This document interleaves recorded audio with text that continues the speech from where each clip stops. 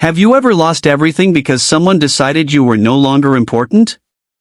Imagine getting fired without a chance to explain, walking out of the building with nothing but a cardboard box, wondering how you would feed your child the next morning. Now imagine that only a few days later, the person who destroyed your career unexpectedly opened a door that changed both of your lives forever. This is a story about kindness that never asked for applause, and how one small act of compassion became more powerful than revenge. Sometimes life has a strange way of bringing people back together. The people who hurt us often return when we least expect it, not because we planned it, but because kindness has a way of creating miracles.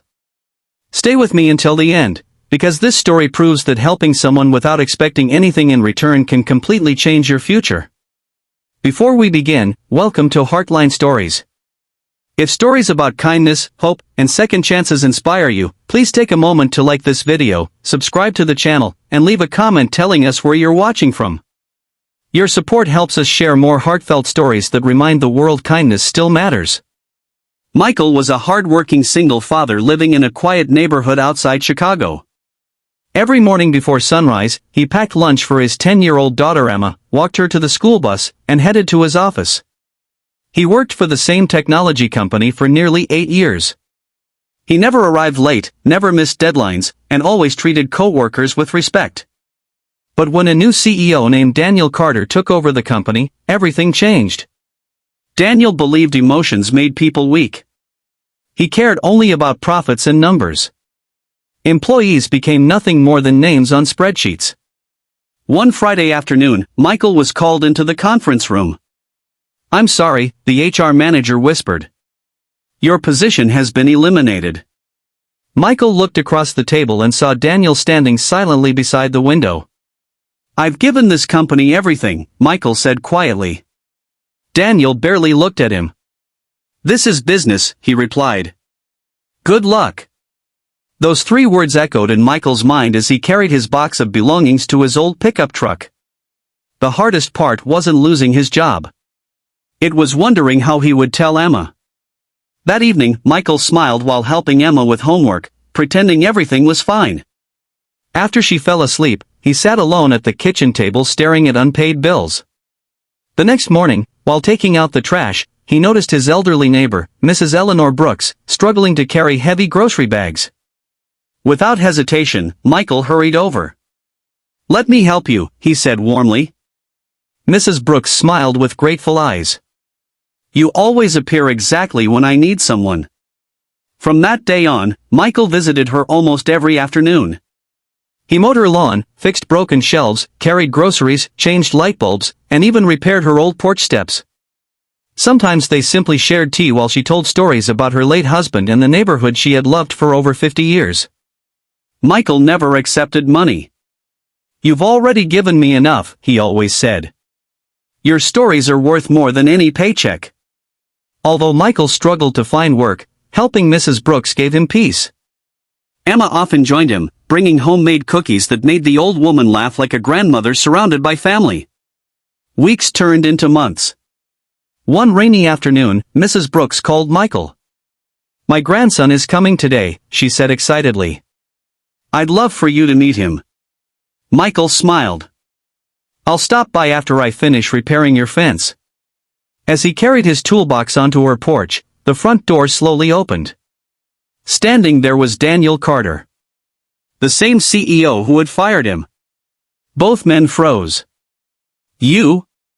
Daniel whispered in complete disbelief. Michael felt his heart race but remained calm. "I came to fix your grandmother's fence." Mrs. Brooks walked into the hallway with a bright smile. "Oh good. You two have already met." Neither man answered.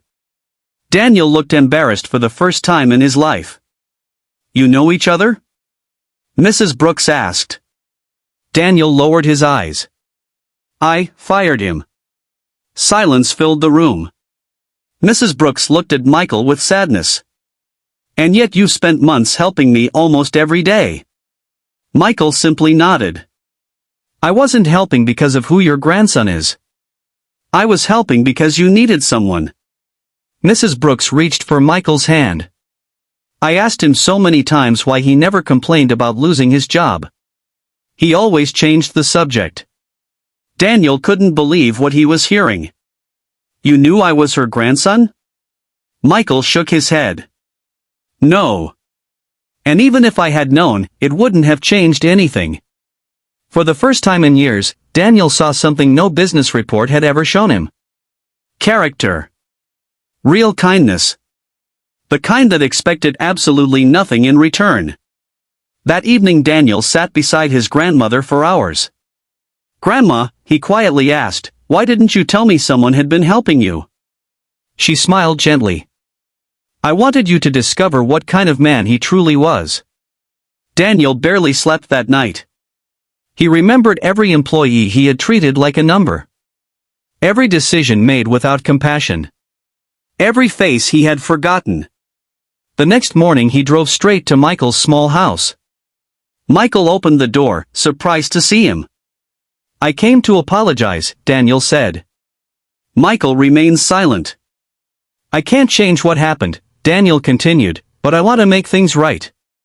He offered Michael his old position back with a higher salary and asked him to lead a new employee support program focused on helping workers during difficult times. Michael looked toward Emma, who watched from the hallway. Then he smiled. I'll accept the job, he said, but only if kindness becomes part of this company's culture, not just another policy. Daniel extended his hand. You have my word. Months later the company became known not only for successful products but also for treating employees with respect. Families received better support. Volunteer programs were created. Workers helped local communities, and Mrs. Brooks became the honorary guest at the company's annual charity event. When Daniel stood on stage that evening, he didn't talk about profits.